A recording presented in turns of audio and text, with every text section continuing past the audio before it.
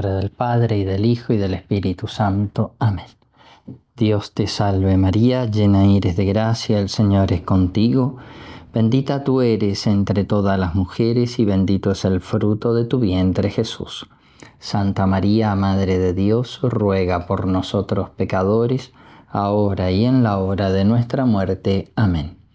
Gloria al Padre, y al Hijo, y al Espíritu Santo, como era en el principio, ahora y siempre, y por los siglos de los siglos. Amén.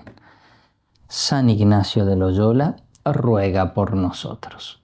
En el nombre del Padre, y del Hijo, y del Espíritu Santo. Amén. Bien, nos toca considerar ahora la contemplación sobre la flagelación y la coronación de espinas. Son dos misterios que por supuesto cada uno da para hacer una contemplación aparte. Pero aquí las juntamos en una sola contemplación. También cada uno con toda libertad elige en qué lo que más prefiere detenerse.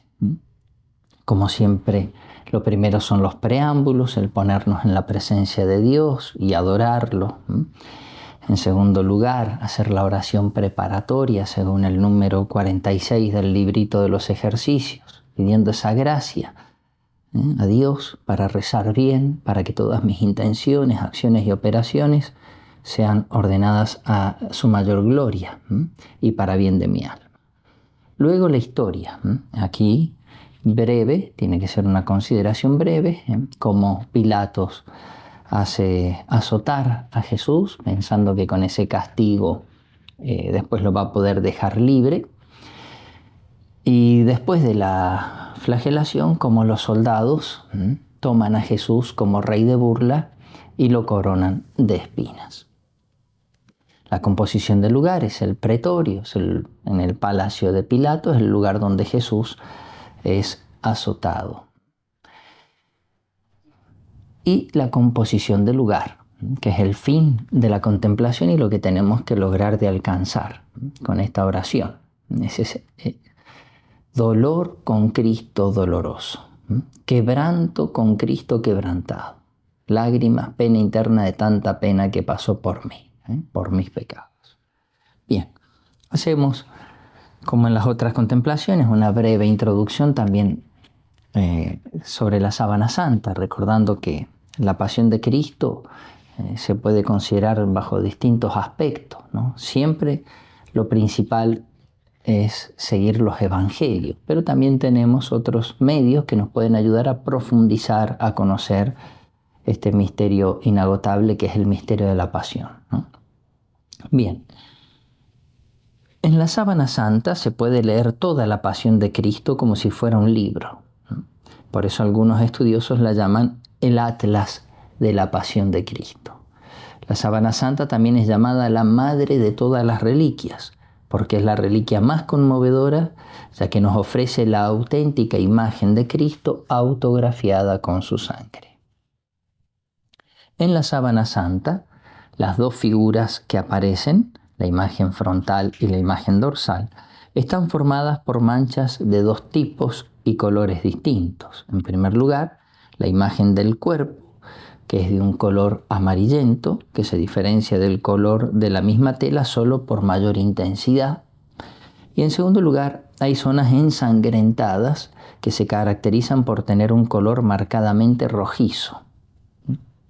Todas las manchas de sangre que han sido absorbidas por la sábana santa son excepcionales testigos de la pasión de Cristo, de tal manera que nos revelan situaciones, hechos y detalles de los sufrimientos sufridos por Cristo que si no fuera por la sábana santa quedarían desconocidos para siempre. Ella nos ofrecerá ayuda para conocer un poco más el cómo fueron los tormentos de Jesús sufridos en su pasión. La sábana santa nos lleva a una imagen tan real de lo que nuestro Señor tuvo que padecer como si nos encontráramos en ese mismo momento. Los estudios afirman, en cuanto a las manchas de sangre, que se trata de sangre humana del grupo AB, como ha demostrado un equipo de expertos en medicina legal de la Universidad de Turín. Y esa sangre contiene una gran cantidad de bilirrubina, como sucede en los sujetos que han sufrido muerte violenta.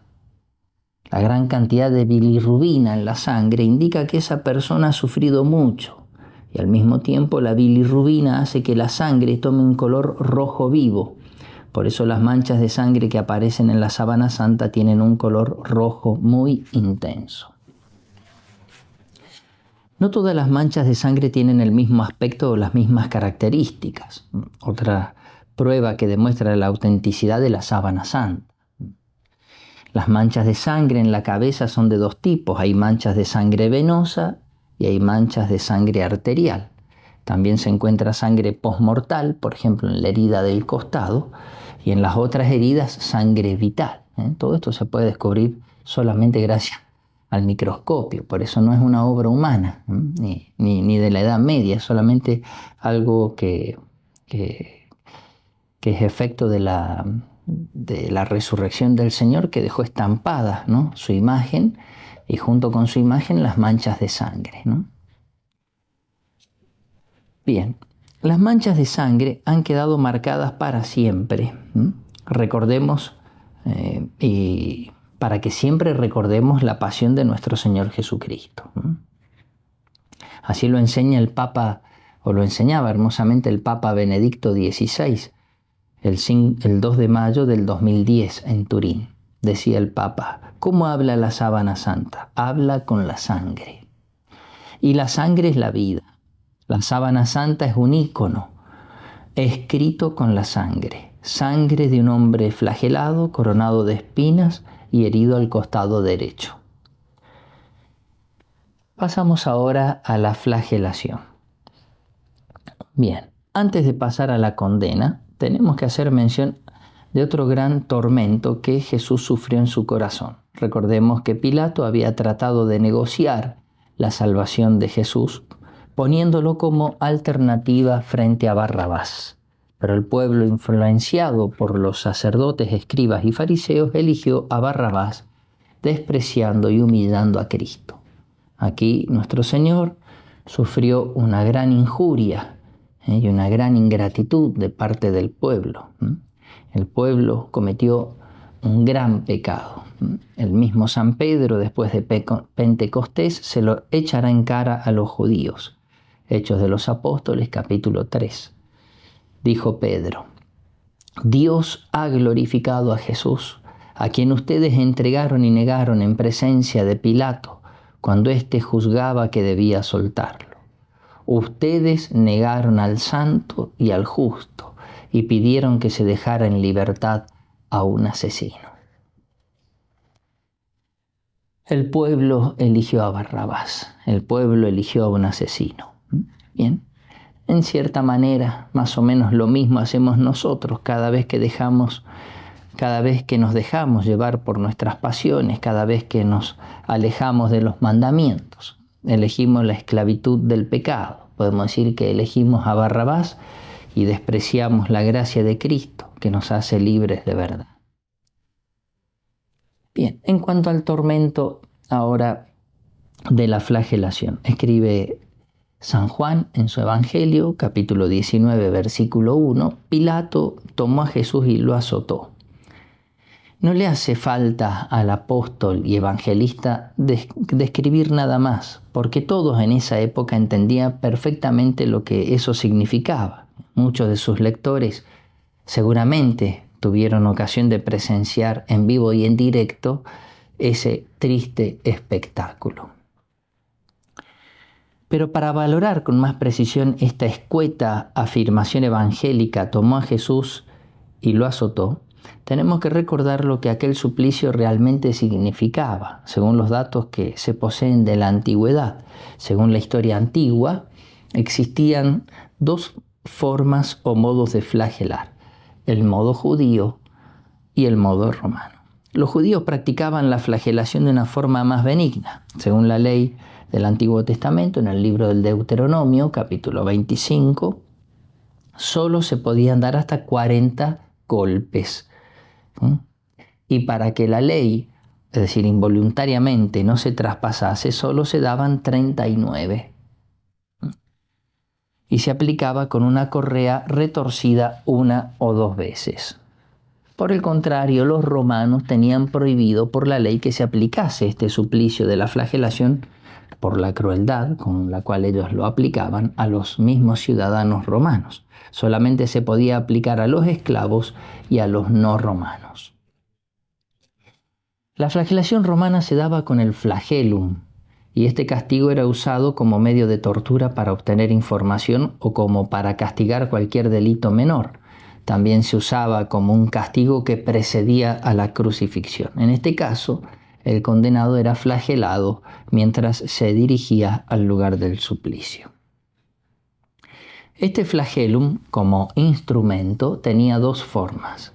El simple flagellum, que era un fuste o un palo, que tenía adheridas solo una o varias correas, también llamadas loris. Y en segundo lugar, el flagellum, en su forma especialmente cruel, llamado flagrum, que era un palo con correas, pero al que se unían en sus extremidades trozos de huesos, puntas de madera o bolitas de plomo. Este era usado generalmente para con los esclavos y en los delitos más graves. Bien, según los antiguos documentos, la flagelación romana se aplicaba de la siguiente manera. Se desnudaba al reo en su mayor parte. Luego se lo ataba fuertemente a una columna. El suplicio de la flagelación se solía practicar públicamente y los verdugos que lo ejercían eran los soldados llamados lictores o los milites, y solían azotar al reo a veces 2, a veces 4 y hasta 6 verdugos. Mientras en la ley judía se señalaba un límite de golpes, 40, en la jurisprudencia romana no se señalaba ningún límite. Los golpes no solo caían sobre la espalda, sino que incluso sin intentarlo también caían sobre otras partes del cuerpo. La flagelación, entonces, según el método romano, con el tipo de flagelo que se utilizaba y sin límites de golpe, era un castigo brutal, cruel y salvaje, algo horroroso e inhumano, que muchas veces podía causar hasta la muerte al flagelado, y otros que permanecían inválidos para toda la vida. Según el testimonio de Horacio, hay más, tenemos de Cicerón, de Flavio Josefo, etc. Pero Horacio cuenta de una flagelación. La víctima es destrozada por los latigazos hasta el punto de asquear a los verdugos cuando caen sobre sus cuerpos la sangre y los tejidos del reo, que en pedazos los salpican. El examen atento y meditado de los golpes de flagelo que se ven en la Sábana Santa ofrece datos muy claros sobre la flagelación a la cual fue sometido nuestro Señor Jesucristo. A saber, nos ofrece información sobre el tipo de flagelo usado para flagelar al Señor. Se deduce que el castigo fue según la costumbre romana de flagelar. Nos revela al mismo tiempo el número aproximado de golpes. También datos sobre los flageladores, su número y el método usado en la técnica de los golpes.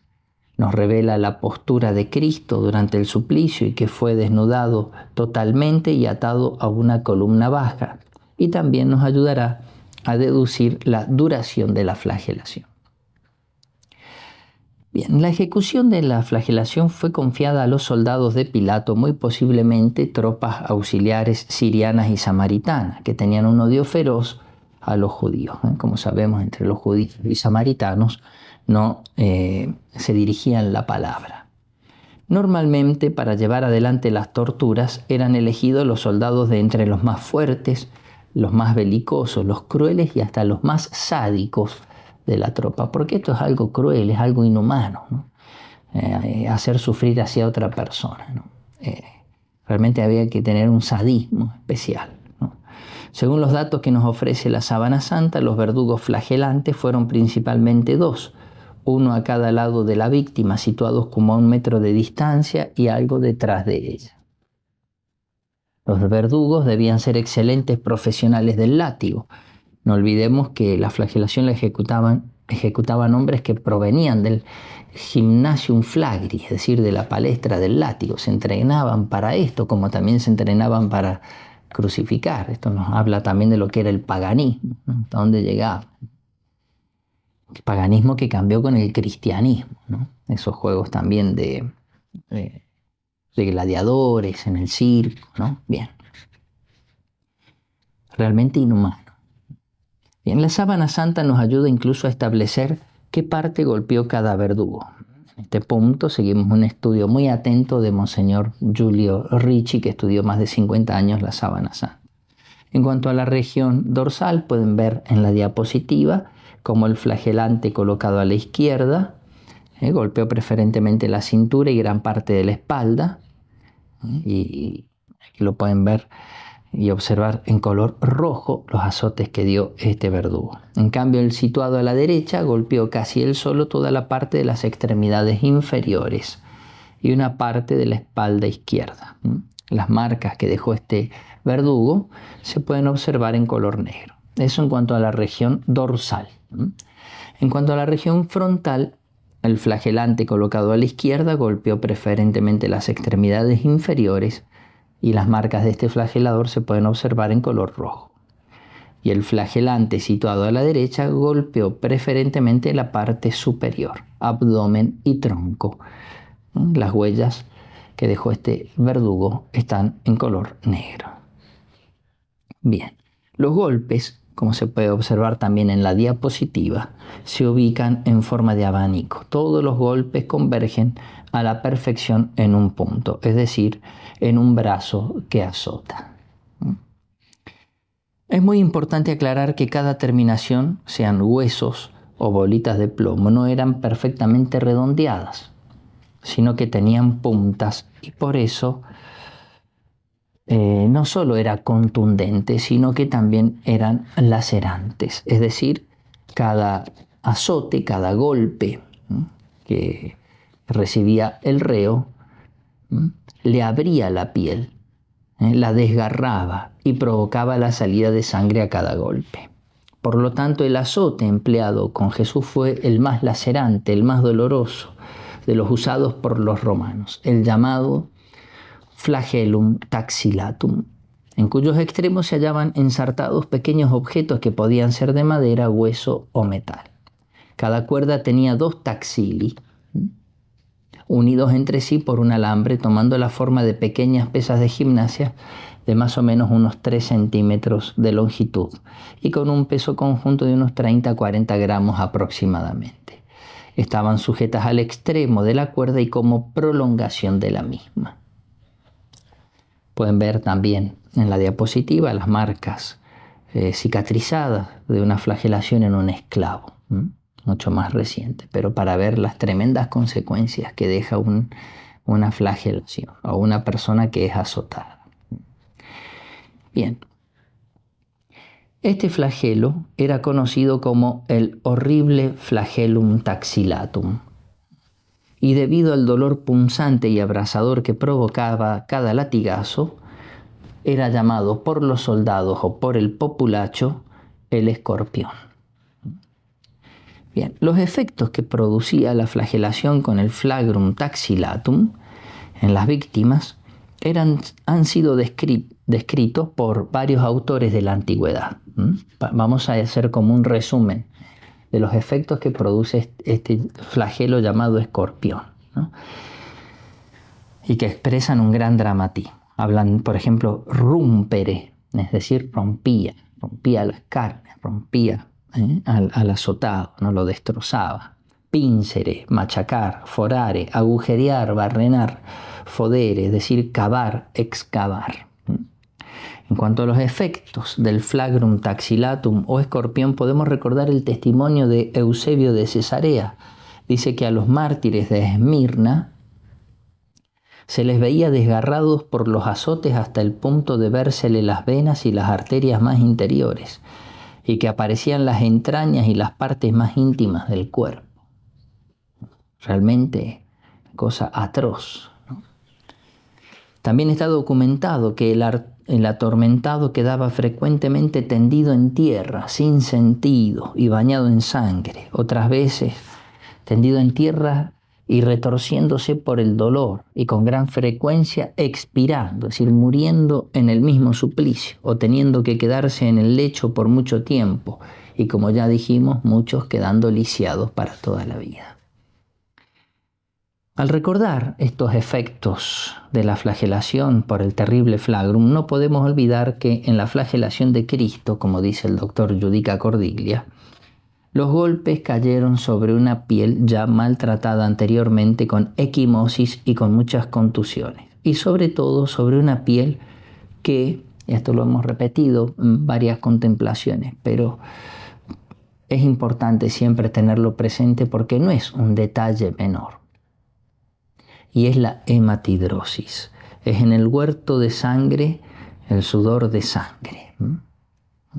Esa hematidrosis que dejó toda la piel lesionada, dolorida y muy sensible a los golpes.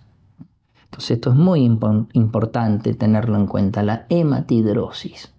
Además del dolor moral, de lo cual ya hemos hablado, de la tristeza de Cristo, también el dolor físico. Esa piel quedó muy sensible. Y como veremos, la flagelación del Señor tuvo lugar prácticamente en todo su cuerpo. Bien, Jesús fue flagelado completamente desnudo. La sábana santa nos muestra que las heridas recibidas en los glúteos y la cadera tienen la misma profundidad que en el resto del cuerpo. Si Jesús hubiera estado cubierto o vestido en esa zona, las marcas de la flagelación que se encuentran en la región glútea y en la cintura tendrían que ser más superficiales que en el resto del cuerpo. Teniendo todas las marcas la misma profundidad, es indudable que Jesús fue flagelado totalmente desnudo. La flagelación era un tormento de una crueldad inusitada, al cual se agregaba el dolor moral, la humillación, la vergüenza de tener que ser flagelado en público, totalmente desnudo. Gran tormento fue para nuestro Señor la flagelación. Allí se presentó tan maltratado y tan avergonzado, con la cabeza inclinada, con la mirada abajada, y podemos pensar con el rostro rojo de vergüenza. Dice San Alfonso que es para expiar nuestros pecados y sobre todo los pecados de impureza. Permitió Jesucristo la gran humillación y la vergüenza de ser desnudado en público y que le destrozaran todo su cuerpo santísimo. Nuestro Señor fue azotado con método y precisión por gente que dominaba perfectamente la técnica de su oficio. Lo hemos dicho, gente especializada, no improvisada. Jesús fue flagelado en todo el cuerpo. En las marcas de los azotes cubren, a modo de una constelación, toda la superficie del cuerpo. Es impresionante contemplar en la sábana santa el cuerpo azotado de Cristo. Parece un cielo estrellado. En concreto fue flagelado en el pecho, en el abdomen, en los genitales, en los muslos, en las pantorrillas, en los hombros, en la espalda, en la región glútea, en los antebrazos y en los tobillos, sin dejar apenas espacio entre golpe y golpe, pero sin caer casi nunca dos veces en el mismo lugar. Algo que también hemos mencionado, también fue azotado en el rostro, querido o no querido por los verdugos, en esa violencia con la cual azotaban, uno de los taxilos fue a dar directamente en el rostro del Señor. Esto lo revela la imagen tridimensional. Cristo fue flagelado estando inmovilizado con ataduras, amarrado a una columna baja de menos de 1 metro de altura. Con la posición curva presentaba mejor la espalda a los golpes de los flageladores. Todo lo cual no descarta ni se contradice con que en un segundo momento fuera también flagelado en una posición vertical, para poder así presentar mejor, por decir así, la parte frontal, ¿no? Cuando fue azotado en la parte delantera de su cuerpo. Los regueros de sangre causados por los azotes son muy importantes. Entre otros datos que nos ofrecen, estos regueros tienen un trazado irregular, es decir, según los estudiosos, temblorosos, como pueden observar en la diapositiva. Es decir, indican temblor. Es decir, lo que da a entender claramente que Jesús durante la cruel flagelación temblaba y tuvo que hacer algunos movimientos convulsivos o contorsiones instintivas debido al dolor agudo y terrible de los golpes que recibía con el flagellum escorpión. Hay partes que sufrieron un ensañamiento especial de parte de los flageladores. En primer lugar, la espalda de Cristo fue objeto directo de la flagelación. Las heridas del flagellum taxillatum o escorpión la cubren totalmente. Como decimos, parece un cielo estrellado, una constelación. Contemplando con mucho afecto, con mucho dolor, este paso de la pasión, recordemos la profecía de Isaías, que aquí se cumple expresamente, exactamente, ¿no? Isaías 56. Ofrecí mis espaldas a los que me golpeaban. En segundo lugar, la región pélvica. Aquí se demuestra de parte de los verdugos un sadismo escalofriante, ya que se trata de una parte del cuerpo muy delicada y sensible al dolor. También digno de subrayar es el ensañamiento que se puede revelar en la zona de las pantorrillas, donde la intención de los flageladores se ha detenido repetidas veces y ha golpeado despiadadamente. En cuanto al número de golpes, es difícil deducirlo. Y en todo esto no es que nosotros busquemos una exactitud matemática, ¿no? Siempre lo importante es tener una aproximación, una cercanía para crecer en ese conocimiento de la pasión del Señor. Pero no es una cuestión de matemática, no es esa la finalidad, no es una simple curiosidad, sino que es buscar de tratar, aunque sea con nuestras limitaciones, acercarnos, aproximarnos un poco a lo que fue la realidad de estos tormentos. Entonces no se trata de un número exacto, sino aproximado, ya que en la sábana santa hay partes del cuerpo que no han quedado imagen, ¿no? Por ejemplo, sus costados o además los antebrazos, ¿no? Que tapan partes del mismo cuerpo de Jesús, su misma cabellera, etc. Algunos médicos hablan entre 80 y 100 azotes. Monseñor Ricci llega a hablar hasta de 120. El doctor Baima Bolone, ha llegado a contar más de 600 marcas de contusiones y heridas, no solamente de la flagelación, sino de todas las heridas que encuentran en el cuerpo de Cristo. Cuando los verdugos suspendieron la tortura, Cristo debió haber quedado bañado en sangre y hecho todo él una sola llaga, como lo había anunciado proféticamente el salmista, Salmo 38. Tengo las espaldas ardiendo, no hay parte ilesa en mi carne, estoy agotado, deshecho del todo. ¿Cuánto duró la flagelación? Ciertamente también entra aquí que lo han desnudado, que lo han atado, que lo vuelven a desatar, que lo vuelven a vestir. Según algunos, más o menos aproximadamente alrededor de 45 minutos. Cristo cayó exhausto en un charco de sangre. Por eso se aplican a Jesús y a su flagelación aquellas palabras de Isaías, capítulo 63. ¿Y por qué estás de rojo tu vestido y tu ropaje como el de uno que trabaja en el lagar? Por lo tanto, la sábana santa confirma que Jesús fue flagelado según el método romano, es decir, sin límites de golpes y azotado en todo su cuerpo. Por eso exclamaba San Bernardo, aquí estás mi Señor, todo desgarrado, así te han dejado nuestras iniquidades. Oh buen Jesús, nosotros hemos pecado y tú has hecho el gasto y tú te has sacrificado. San Pablo decía, me amó y se entregó por mí.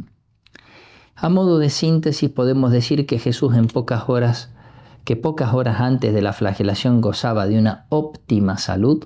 Ahora, después de la flagelación, Jesús está gravemente afectado físicamente, está devastado, titubea, cae y no tiene fuerzas para llevar solo la cruz. La piel y los músculos están lacerados, molidos, triturados. Sangra por todos lados, su corazón sufre atrozmente y tiene una amplia contusión torácica que le hace difícil y doloroso respirar. Sus riñones están triturados, casi no funcionan. A todo lo cual hay que sumar el dolor moral de haber sido desnudado, burlado y flagelado públicamente. Cuando dirigimos nuestra mirada atenta sobre la sábana santa, se nos presenta el cuerpo de Cristo también, como lo había profetizado el salmista. Sobre mi espalda araron aradores, alargaron sus surcos. Realmente parece que observamos un campo sobre el cual el arado, pasando, ha dejado surcos profundos, que son los surcos de nuestros pecados, de mis pecados. Por eso dolor con Cristo doloroso, quebranto con Cristo quebrantado y lágrimas, pena interna de tanta pena que Jesús pasó por mí, por mis pecados. Así aparece Jesús en la sábana santa, hecho una sola llaga, conforme a lo que había predicho el profeta Isaías, capítulo 1. La cabeza está toda enferma, toda entraña doliente, desde la planta del pie hasta el vértice de la cabeza no hay en él cosa sana, golpes, magulladuras, heridas frescas, ni cerradas, ni vendadas, ni ablandadas con aceite. También a Cristo sufriente por nosotros se aplican esta otra profecía de Isaías, capítulo 53. No tenía apariencia ni belleza, y no tenía aspecto que pudiésemos estimar, despreciado y abandonado de los hombres, varón de dolores, como ante quien nos tapamos el rostro para no verlo, despreciable, un don nadie. Y con todo eran nuestras dolencias las que él llevaba y nuestros dolores los que soportaba. Nosotros le tuvimos por azotado, herido de Dios y humillado.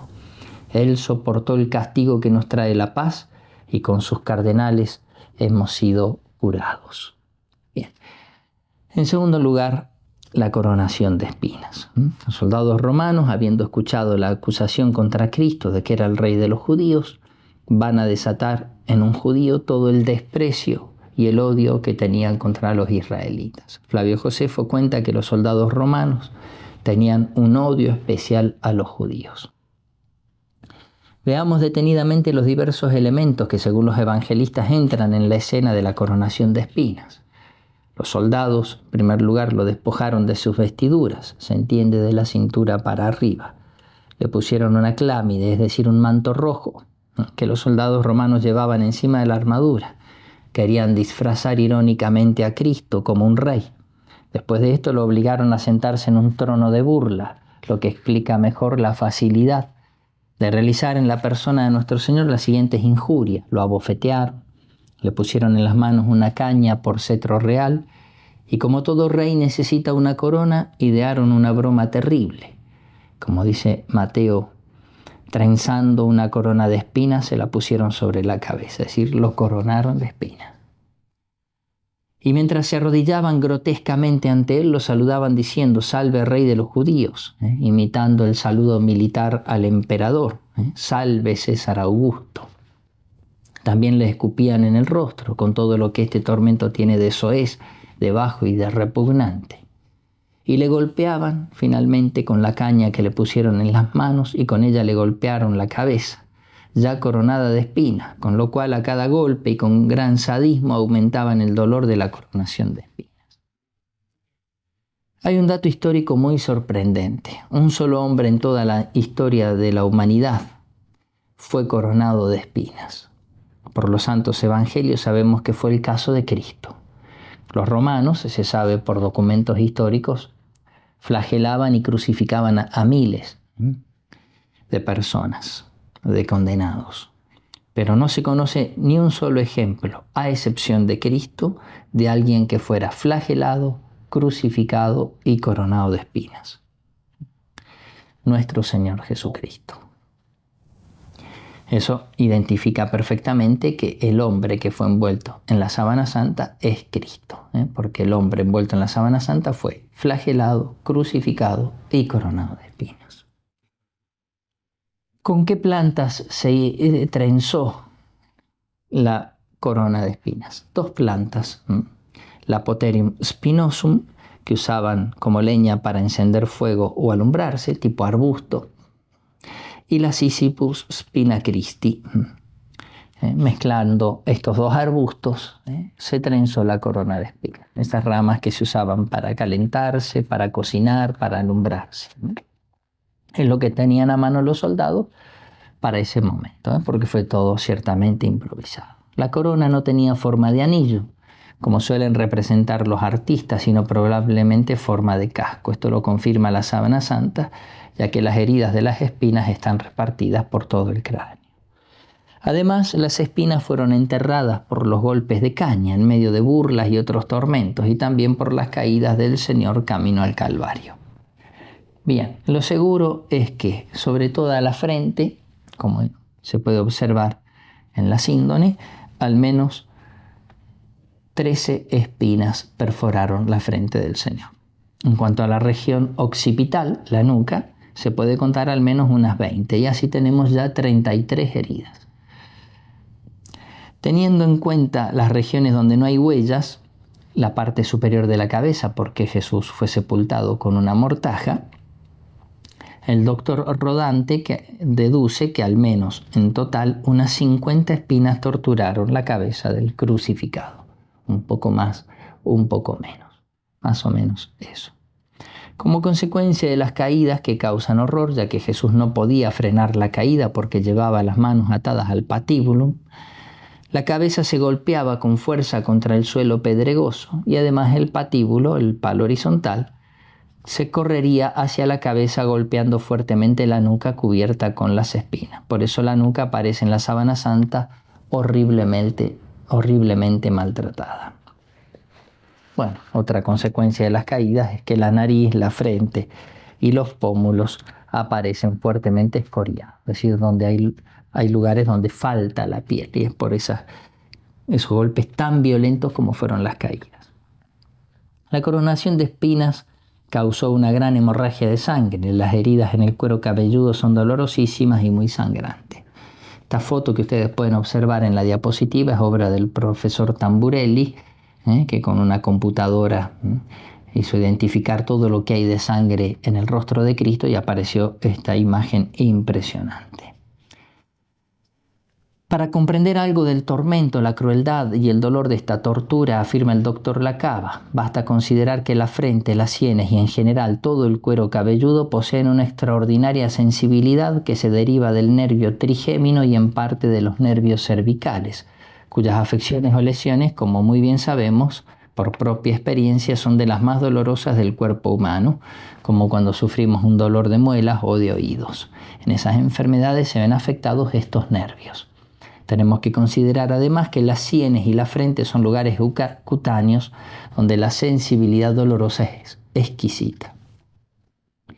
La sangre corría tan abundantemente de las llagas de la Sagrada Cabeza que, según una revelación hecha a Santa Brígida, el rostro, los cabellos, los ojos y la barba de Jesús estaban bañados en sangre. Los regueros de sangre debidos a la coronación de espina coinciden con vasos sanguíneos importantes. La corona con sus agudas y punzantes espinas causó un daño muy profundo y al mismo tiempo un dolor atroz. Las sensaciones dolorosas producidas por aproximadamente 50 espinas agudísimas lastimaron muchas terminaciones nerviosas, no solo de la piel, sino también de los mismos huesos del cráneo. Esta forma de 3 invertido, ese reguero de sangre que vemos en la diapositiva, se produjo porque la sangre se ha abierto camino por entre las arrugas de la frente, ya que por el espasmo de dolor, esos músculos de la frente se contrajeron y formaron arrugas por donde pasó la sangre, dejando esa forma de 3 invertido. El tormento de la coronación de espinas fue el más largo de toda la pasión de Cristo, porque Jesucristo llevó clavadas las espinas en la cabeza hasta su muerte, de tal manera que cada vez que le tocaban la cabeza o las espinas se renovaba todo el dolor. Y hubo muchas ocasiones para esto: los empujones de los verdugos, los golpes, el cargar con la cruz a cuesta, las caídas camino del Calvario, etc. Y el Señor todo lo que sufrió lo sufrió en silencio, y sin lamentos. El silencio de Cristo era el silencio de la dignidad. Llama poderosamente, ¿no?, la atención también para que nosotros saquemos fruto, como nos enseña San Ignacio, saber sufrir sin quejarnos, sin lamentarnos, ¿no?, sin murmurar, sin que lo sepa todo el mundo, ¿no? Jesús sufría como Cordero inocente, el Cordero de Dios que quita el pecado del mundo, lleno de humildad y lleno de mansedumbre. Y lo sufría todo sin pronunciar una sola queja. Ya lo dijo Isaías, capítulo 53. Fue oprimido y él se humilló y no abrió la boca. Como un cordero al degüello era llevado y como oveja ante los que la trasquilan está muda. Tampoco él abrió la boca. Y no solo tenemos que considerar la mansedumbre y humildad del Salvador, sino también su magnanimidad y constancia, su coraje y valentía con que tenía el rostro bien firme, sin esconder la mirada a todos aquellos que lo escupían y que lo herían con golpes y puñetazos. Jesús sabía que le esperaban en Jerusalén todos estos tormentos y no se echó atrás. Así lo dijo a los apóstoles, lo preanunció. Marcos capítulo 10. Mirad que subimos a Jerusalén y el Hijo del Hombre será entregado a los sumos sacerdotes y a los escribas. Le condenarán a muerte y lo entregarán a los gentiles y se burlarán de él, le escupirán, le azotarán y le matarán. Como decía Chesterton, nuestro Señor es verdadero Dios y verdadero hombre, pero es bien Dios y es bien hombre. Contemplando este pasaje de la Pasión, el padre Le Breton comentaba este espectáculo que nos describen los evangelios, este espectáculo de la flagelación, la coronación de espinas, ¿no? Nos produce horror y vergüenza como humanidad, como seres humanos. Es una página que por honor a la humanidad se querría poder borrar, aunque fuera con sangre, pero está grabada demasiado profundamente. Ella debe enseñarnos por lo menos lo que es el hombre dejado así, hasta dónde puede llegar el ser humano y hasta dónde llega el amor de Dios.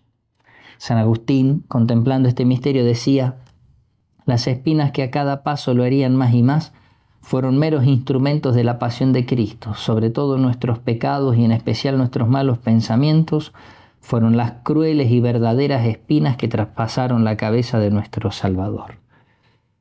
Bien, después Pilato presentó a Cristo como el hecho homo, una vez que fue azotado y coronado de espinas. He aquí el hombre. Pensando que la gente se iba a conmover, pero no fue así. Como cuenta el evangelista San Juan, cuando lo vieron los sumos sacerdotes y los guardias gritaron: crucifícalo, crucifícalo. En este momento de la pasión donde contemplamos al hecho homo, he aquí el hombre, con su cuerpo destrozado por la flagelación, con su cabeza coronada de espinas, tenemos que recordar la profecía de Jeremías en el libro de las Lamentaciones, capítulo 1, cuyas palabras siempre se han colocado en boca de Cristo. Vosotros, todos los que pasáis por el camino, mirad y ved si hay dolor semejante al dolor que me atormenta. Es decir, no hay dolor que se pueda comparar al dolor que Jesús sintió en su cuerpo y en su alma.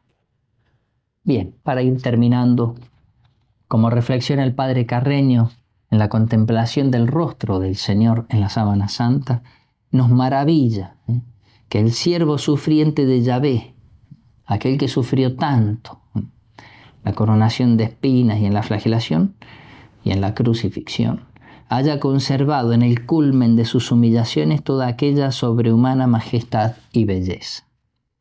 Viendo entonces a Jesús cubierto de llagas y coronado de espinas por nosotros, los pecadores, ahora llegando al momento del coloquio de estas contemplaciones, podemos decir con Santo Tomás de Villanueva: todo lo hiciste, Señor, con número, peso y medida, pero no me has amado ni con número, ni con peso, ni con medida. Es decir, me amo sin medida. El Señor en su dolorosa pasión nos enseña que nos ha amado sin medida, es decir, sin límites, con un amor infinito. Por eso, cuando a San Bernardo le preguntaban cuál es la medida del amor a Cristo, el santo respondía: la medida del amor a Cristo es amarlo sin medida. Y no podemos terminar sin recordar a nuestra Madre, la Virgen de los Dolores. ¿Cuáles habrán sido los tormentos de la Virgen Madre durante la flagelación, viendo a su Hijo desnudo y con su cuerpo hecho todo una llaga? Cada golpe de flagelo le hería fuertemente el corazón y le sacaba tantas lágrimas de sus ojos como sangre del cuerpo de su Hijo. Ella sin duda se estremeció en su alma y en su cuerpo con la coronación de espinas y con tantas humillaciones. Que ella nos conceda entonces que la pasión de su Hijo eche raíces en nuestros corazones, como pedía San Francisco de Asís. Señor, dos gracias te pido que me concedas antes de morir. La primera, que sienta yo en mi cuerpo y en mi alma, en cuanto sea posible, los dolores de tu amarga pasión. Y la segunda, que sienta yo en mi corazón aquel amor que te llevó a inmolarte por nosotros. En el nombre del Padre, y del Hijo, y del Espíritu Santo. Amén. Bendita sea la pasión de nuestro Señor Jesucristo y los dolores de su Santísima Madre.